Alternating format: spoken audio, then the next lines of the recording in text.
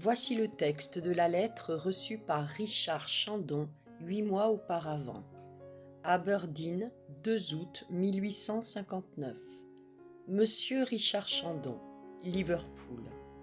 Monsieur, la présente a pour but de vous donner avis d'une remise de 16 000 livres sterling qui a été faite entre les mains de messieurs Marquard & Co., banquiers à Liverpool. 6 juin, une série de mandats signés de moi qui vous permettront de disposer sur les dits messieurs Marquard jusqu'à concurrence des 16 000 livres susmentionnés. Vous ne me connaissez pas, peu importe, je vous connais. Là est l'important. Je vous offre la place de second à bord du brick, le Forward, pour une campagne qui peut être longue et périlleuse. Sinon, rien de fait. Si oui, 500 livres vous seront alloués comme traitement et à l'expiration de chaque année, pendant toute la durée de la campagne, vos appointements seront augmentés d'un 10e. Le brick, le Forward, n'existe pas. Vous aurez à le faire construire de façon qu'il puisse prendre la mer dans les premiers jours d'avril 1860 au plus tard. 6 juin, un plan détaillé avec devis. Vous vous y conformerez scrupuleusement. Le navire sera construit dans les ateliers de messieurs Scott & Co. qui régleront avec vous. Je vous recommande particulièrement l'équipage du Forward. Il sera composé d'un capitaine, moi, d'un second, vous, d'un 3e officier, d'un maître d'équipage, de 2 ingénieurs, d'un ice master, de 8 matelots et de 2 chauffeurs, en tout 18 hommes, en y comprenant le docteur Clawbonny de cette ville qui se présentera à vous en temps opportun. Il conviendra que les gens appelés à faire la campagne du Forward soient anglais, libres, sans famille, célibataires, sobres, car l'usage des spiritueux et de la bière même ne sera pas toléré à bord, prêts à tout entreprendre comme à tout supporter. Vous les choisirez de préférence doués d'une constitution sanguine et par cela même portant en eux, à un plus haut degré, le principe générateur de la chaleur animale. Vous leur offrirez une paie quintuple de leur paie habituelle, avec accroissement d'un 10e par chaque année de service. À la fin de la campagne, 500 livres seront assurés à chacun d'eux et 2000 livres réservés à vous-même. Ces fonds seront faits chez messieurs Marquard & Co. déjà nommés. Cette campagne sera longue et pénible, mais honorable. Vous n'avez donc pas à hésiter, monsieur Chandon. Réponse poste restante à Göteborg, en Suède, aux initiales KZ. PS. Vous recevrez le 15 février prochain un chien grand danois à lèvres pendantes d'un fauve noirâtre, rayé transversalement de bandes noires. Vous l'installerez à bord et vous le ferez nourrir de pain d'orge mélangé avec du bouillon de pain de suif. Vous accuserez réception dudit chien à Livourne, Italie, mêmes initiales que dessus. Le capitaine du Forward se présentera et se fera connaître en temps utile. Au moment du départ, vous recevrez de nouvelles instructions. Signé le capitaine du Forward, KZ. Richard Chandon était un bon marin. Il avait longtemps commandé les baleiniers dans les mers arctiques, avec une réputation solidement établie dans tout le Lancastre. Une pareille lettre pouvait à bon droit l'étonner. Il s'étonna donc, mais avec le sang-froid d'un homme qui en a vu d'autres. Il se trouvait d'ailleurs dans les conditions voulues, pas de femme, pas d'enfant, pas de parents. Un homme libre s'il en fut, donc, n'ayant personne à consulter, il se rendit tout droit chez messieurs Marquard & Co., banquiers. Si l'argent est là, se dit-il, le reste va tout seul. Il fut reçu dans la maison de banque avec les égards dus à un homme que 16 000 livres attendent tranquillement dans une caisse. Ce point vérifié, Chandon se fit donner une feuille de papier blanc et de sa grosse écriture de marin, il envoya son acceptation à l'adresse indiquée. Le jour même, il se mit en rapport avec les constructeurs de Birkenhead et, 24 heures après, l'acquis du Forward s'allongeait déjà sur l'étain du chantier. Richard Chandon était un garçon d'une quarantaine d'années, robuste, énergique et brave, 3 qualités pour un marin, car elles donnent la confiance, la vigueur et le sang-froid. On lui reconnaissait un caractère jaloux et difficile. Aussi ne fut-il jamais aimé de ses matelots, mais craint. Cette réputation n'allait pas, d'ailleurs, jusqu'à rendre laborieuse la composition de son équipage, car on le savait habile à se tirer d'affaire. Chandon craignait que le côté mystérieux de l'entreprise fût de nature à gêner ses mouvements. Aussi, se dit-il, le mieux est de ne rien ébruiter. Il y aurait de ces chiens de mer qui voudraient connaître le parce que et le pourquoi de l'affaire, et comme je ne sais rien, je serais fort empêché de leur répondre. Ce cas Z est à coup sûr un drôle de particulier, mais au bout du compte, il me connaît, il compte sur moi, cela suffit. Quant à son navire, il sera joliment tourné, et je ne m'appelle pas Richard Chandon, s'il n'est pas destiné à fréquenter la mer glaciale. Mais gardons cela pour moi et mes officiers. Sur ce, Chandon s'occupa de recruter son équipage en se tenant dans les conditions de famille et de santé exigées par le capitaine. Il connaissait un brave garçon très dévoué, bon marin, du nom de James Wall. Ce Wall pouvait avoir 30 ans et n'en était pas à son premier voyage dans les mers du Nord. Chandon lui proposa la place de 3e officier et James Wall accepta les yeux fermés. Il ne demandait qu'à naviguer et il aimait beaucoup son état. Chandon lui conta l'affaire en détail, ainsi qu'à un certain Johnson, dont il fit son maître d'équipage. « Au petit bonheur, répondit James Wall, autant cela qu'autre chose. Si c'est pour chercher le passage du nord-ouest, il y en a qui reviennent. » Pas toujours, répondit maître Johnson, mais enfin, ce n'est pas une raison pour ne point y aller. D'ailleurs, si l'on ne se trompe pas dans nos conjectures, reprit Chandon, il faut avouer que ce voyage s'entreprend dans de bonnes conditions. Ce sera un fin navire, ce Forward, et muni d'une bonne machine, il pourra aller loin. 18 hommes d'équipage, c'est tout ce qu'il nous faut. 18 hommes, répliqua maître Johnson, autant que l'américain Kane en avait à bord quand il a fait sa fameuse pointe vers le pôle.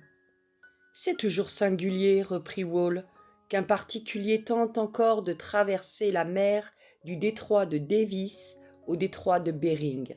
Les expéditions envoyées à la recherche de l'amiral Franklin ont déjà coûté plus de 160 000 livres à l'Angleterre, sans produire aucun résultat pratique. Qui diable peut encore risquer sa fortune dans une entreprise pareille ? D'abord, James, répondit Chandon, nous raisonnons sur une simple hypothèse. Irons-nous véritablement dans les mers boréales ou australes ? Je l'ignore.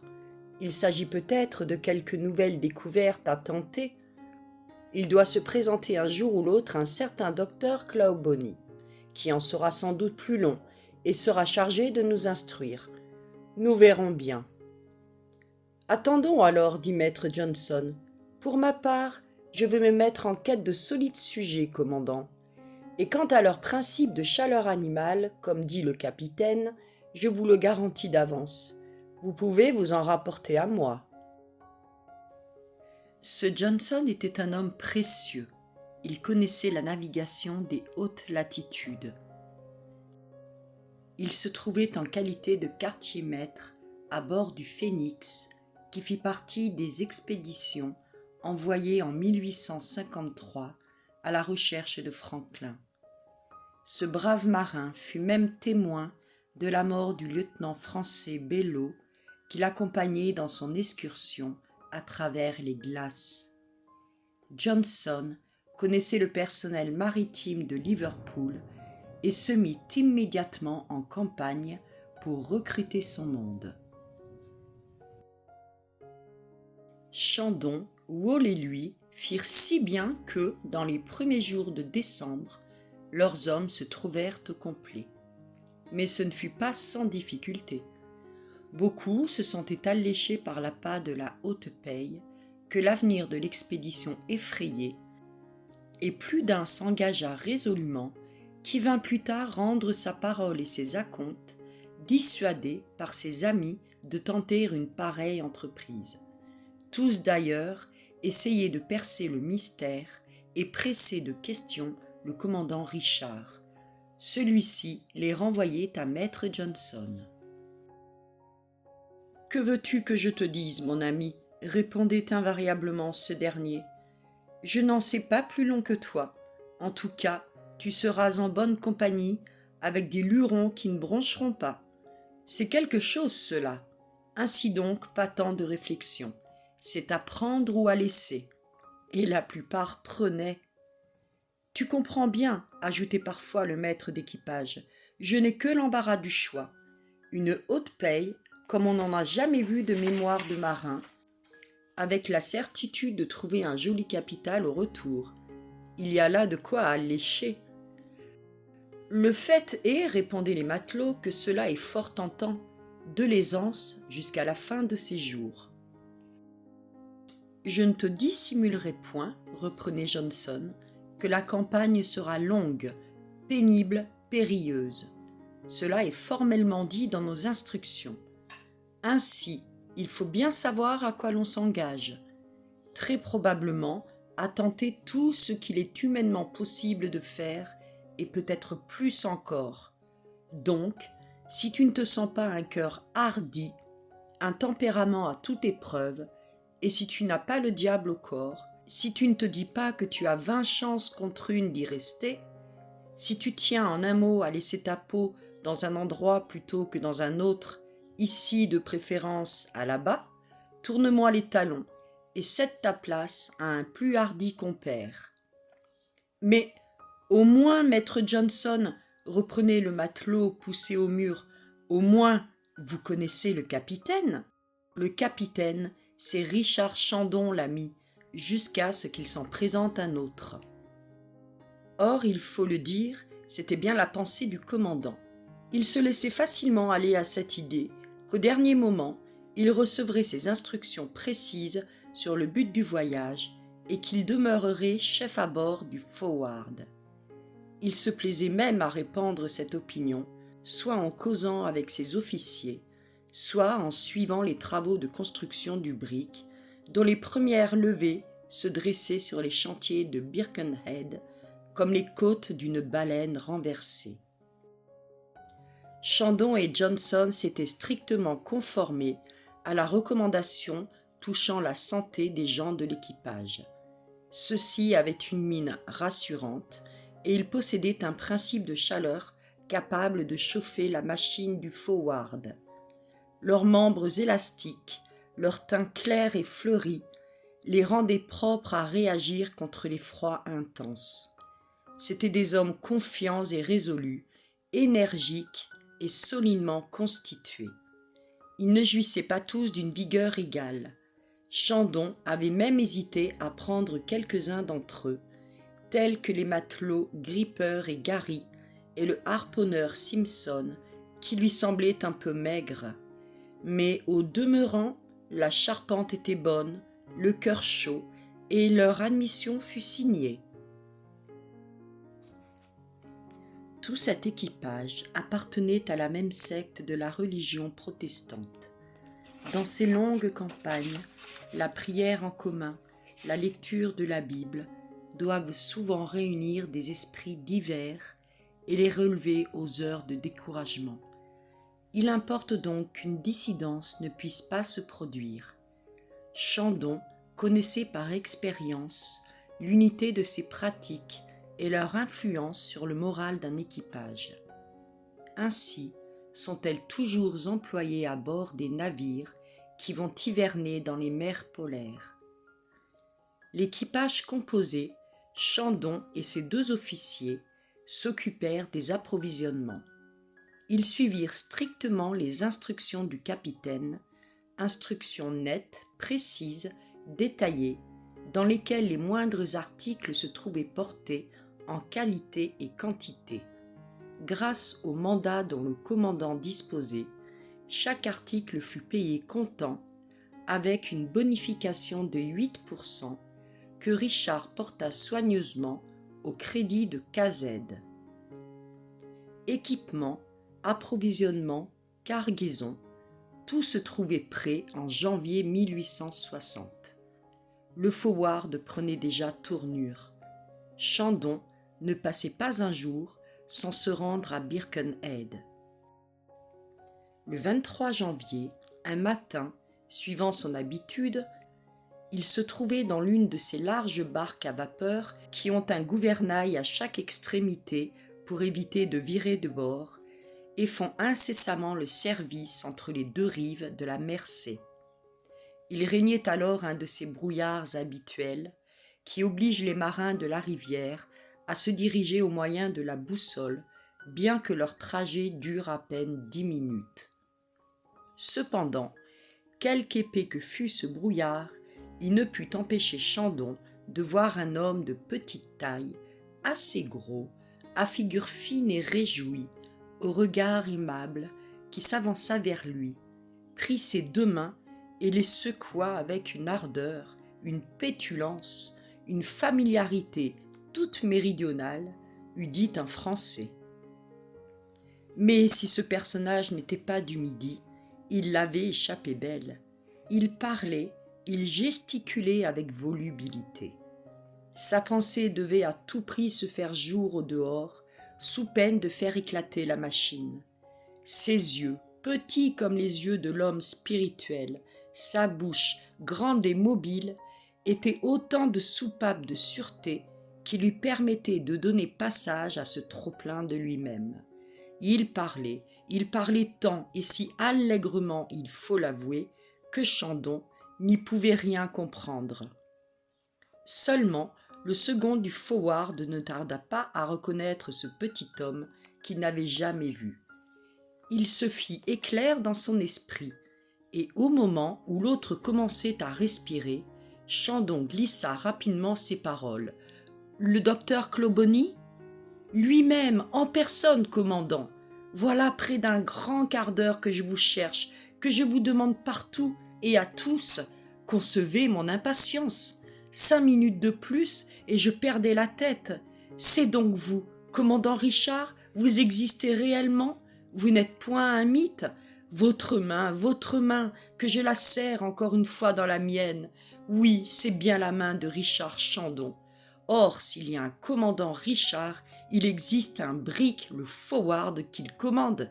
Et s'il le commande, il partira. Et s'il part, il prendra le docteur Clawbonny à son bord. Eh bien, oui, docteur, je suis Richard. Il y a un brick, le forward, et il partira. C'est logique, répondit le docteur, après avoir fait une large provision d'air à respirer. C'est logique. Aussi, vous me voyez en joie. Je suis au comble de mes vœux. Depuis longtemps, j'attendais une pareille circonstance et je désirais entreprendre un semblable voyage. Or, avec vous, commandant, permettez, fit Chandon. Avec vous, reprit Clawbonny sans l'entendre. Nous sommes sûrs d'aller loin et de ne pas reculer d'une semelle. Mais, reprit Chandon, car vous avez fait vos preuves, commandant, et je connais tous vos états de service. Ah, vous êtes un fier marin. Si vous voulez bien. Non, je ne veux pas que votre audace, votre bravoure et votre habileté soient mises un instant en doute, même par vous. Le capitaine qui vous a choisi pour second est un homme qui s'y connaît, je vous en réponds. Mais il ne s'agit pas de cela, fit Chandon impatienté. Et de quoi s'agit-il donc? Ne me faites pas languir plus longtemps. Vous ne me laissez pas parler, que diable! Dites-moi, s'il vous plaît, docteur, comment avez-vous été amené à faire partie de l'expédition du Forward? Mais par une digne lettre que voici, lettre d'un brave capitaine, très laconique, mais très suffisante. Et ce disant, le docteur tendit à Chandon une lettre ainsi conçue. Inverness, 22 janvier 1860. Au docteur Clawbonny, Liverpool. Si le docteur Clawbonny veut s'embarquer sur le Forward pour une longue campagne, il peut se présenter au commandeur Richard Chandon, qui a reçu des instructions à son égard. Signé le capitaine du Forward, K.Z. Et la lettre est arrivée ce matin, et me voilà prêt à prendre pied à bord du Forward. Mais au moins, reprit Chandon, savez-vous, docteur, quel est le but de ce voyage? Pas le moins du monde, mais que m'importe pourvu que j'aille quelque part. On dit que je suis un savant. On se trompe, commandant, je ne sais rien, et si j'ai publié quelques livres qui ne se vendent pas trop mal, j'ai eu tort. Le public est bien bon de les acheter. Je ne sais rien, vous dis-je, si ce n'est que je suis un ignorant. Or, on m'offre de compléter, ou pour mieux dire, de refaire mes connaissances en médecine, en chirurgie, en histoire, en géographie, en botanique, en minéralogie, en conchyliologie, en géodésie, en chimie, en physique, en mécanique, en hydrographie. Eh bien, j'accepte et je vous assure que je ne me fais pas prier. Alors, reprit Chandon désappointé, vous ne savez pas où va le Forward?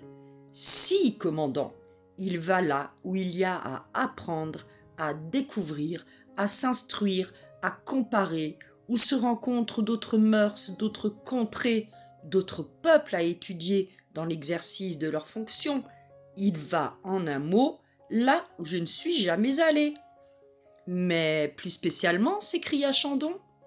Plus spécialement, répliqua le docteur, j'ai entendu dire qu'il faisait voile vers les mers boréales. Eh bien, va pour le septentrion. Au moins, demanda Chandon, vous connaissez son capitaine? Pas le moins du monde, mais c'est un brave, vous pouvez m'en croire. Le commandant et le docteur, étant débarqués à Birkenhead, le premier mit le second au courant de la situation, et ce mystère enflamma l'imagination du docteur. La vue du brick lui causa des transports de joie. Depuis ce jour, il ne quitta plus Chandon et vint chaque matin faire sa visite à la coque du Forward. D'ailleurs, il fut spécialement chargé de surveiller l'installation de la pharmacie à bord. Car c'était un médecin, et même un bon médecin, que ce Clawbonny, mais peu pratiquant. À 25 ans, docteur comme tout le monde, il fut un véritable savant à 40. Très connu de la ville entière, il devint membre influent de la Société littéraire et philosophique de Liverpool. Sa petite fortune lui permettait de distribuer quelques conseils qui n'en valaient pas moins pour être gratuits. Aimé comme doit l'être un homme éminemment aimable, il ne fit jamais de mal à personne, pas même à lui. Vif et bavard, si l'on veut, mais le cœur sur la main, et la main dans celle de tout le monde.